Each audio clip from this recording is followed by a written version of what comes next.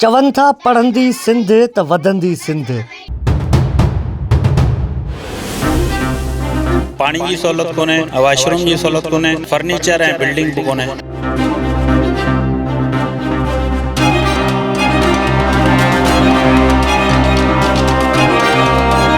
पर सवाल इहो आहे त छा वाक़ई सिंध वासियुनि जा मासूम गुलनि जहिड़ा बच्चा पढ़ी रहिया आहिनि या सिंध जा ख्वाब हिन गर्मी हिन गुरबत हिन लापरवाहीअ में सड़ी रहिया आहिनि। ही मंज़र खिपरो तालके जे यूसी हाफ़िज़ राजड़ जे ॻोठ अकबर अली गलियो जे प्राइमरी स्कूल जो आहे, जिते मुस्तक़बिल ठहण बदिरां शायदि मुस्तक़बिल सां सौदो थी रहियो आहे। हिन स्कूल में 80 खां वधीक मासूम ॿार जिन जे हथनि में कलम ऐं किताब सां गॾु हू पंहिंजे नसीब सां जंग विड़ी रहिया आहिनि। ही का स्कूल जी इमारत नाहे, हीअ हिक कखाई झूपड़ी आहे जिते अधु सिज अधु छांव ऐं मुकमल बेवसी, जिते गर्मी सिर्फ़ मौसम नाहे पर हिकु अज़ाब आहे जेको हर ॾींहुं हिननि ॿारनि खे साड़े थो। अहिड़ी उस में थी हाणे तकलीफ़ त आहे, पर हाणे पढ़ायूं पिया, तइलीम बि ज़रूरी आहे ऐं स्कूल जी सहूलियत बि गवर्नमेंट ॾियणु खपे। असांखे 40 साल थिया आहिनि मुसलसल स्कूल ही हले पई पंहिंजी। हीअ सिंध पढ़ंदी त वधंदी, पर हाणे हीअ उस में पढ़ायूं पिया, इहो त हाणे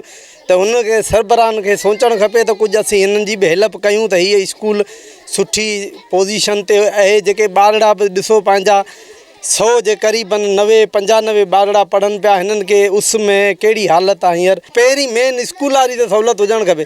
पाणी त खणी माण्हू भला परे खां भरे ईंदो, कुझु कोन्हे पीअण लाइ या तकलीफ़ आहे, या बिजली जी बि कुझु कोन्हे हींअर, त बिजली खां बिना माण्हू रही सघे थो। त स्कूल वारी रोड वारी त सहूलियत हुजणु खपे। शिकायत असां 10 खां 12 चकर लिखत में ॾिनी हुई, हर साल ॾींदा आया आहियूं।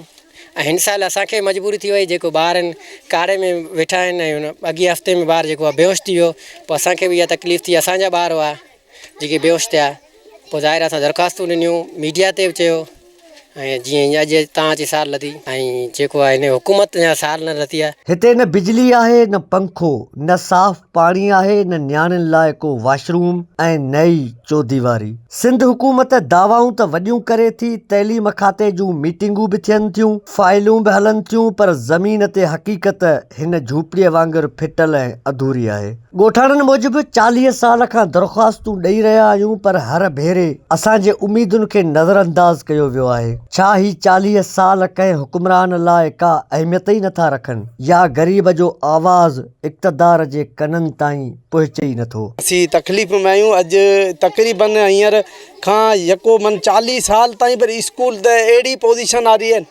स्कूल त सुठी हुजे जंहिंमें ॿारड़ो भला रही पढ़े, भला जेके पंहिंजा 8-10 कलाक पढ़ूं था, ॿारनि खे पढ़ायूं था, उहो त पंहिंजे सुकून खां वेही पढ़नि। हिते पाणी जी सहूलत कोन्हे, वॉशरूम जी सहूलत कोन्हे, फर्नीचर ऐं बिल्डिंग बि कोन्हे। हर जॻह ते दरख़्वास्तूं कयूं आहिनि पर को जवाबु कोन्हे।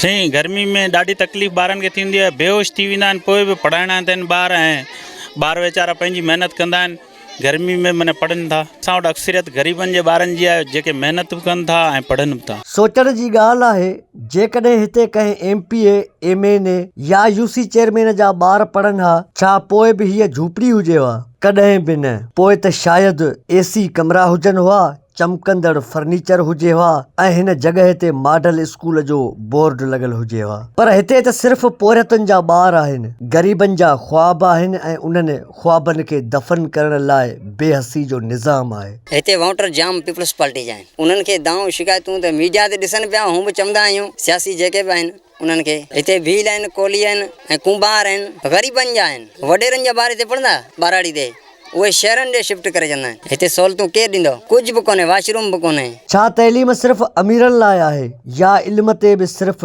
बासरनि जो कब्ज़ो आहे? मोहम्मद उर्स नालो आहे, 5 क्लास में पढ़ंदो, GVPS अकबर अली स्कूल में, अकबर अली गलियो स्कूल में का बि सहूलियत न आहे, ना वॉशरूम जी, ना लाइट जी, ना वग़ैरह सोलर एनर्जी, का बि सहूलियत न आहे, न को फर्नीचर आहे, का बि सहूलियत असांजे स्कूल में न आहे। हुकूमत खे ॾियणु खपे। जेकॾहिं अॼु बि हिननि ॿारनि खे नज़रअंदाज़ कयो वियो त सुभाणे ही सिर्फ़ स्कूल न पर सॼी सिंध जो मुस्तक़बिल भॼी पवंदो। छा हिननि ॿारनि जो को मुस्तक़बिल न आहे? छा उन्हनि जी तइलीम का अहमियत नथी रखे? जेकॾहिं रखे थी त ॻोठाणनि जो मुतालबो आहे त स्कूल खे फौरी तौरु इमारत ॾिनी वञे, फर्नीचर, पाणी, बिजली ऐं बुनियादी सहूलियतूं फ़राहम कयूं वञनि। जेकॾहिं पढ़ंदी सिंध जो ख़्वाबु सचो आहे त पोइ हिन झूपड़ीअ खे स्कूल बणाइणो पवंदो। कैमरामैन अज़ीज़ हालेपोटो सां गॾु असद शाह, टाइम न्यूज़, खिप्रो।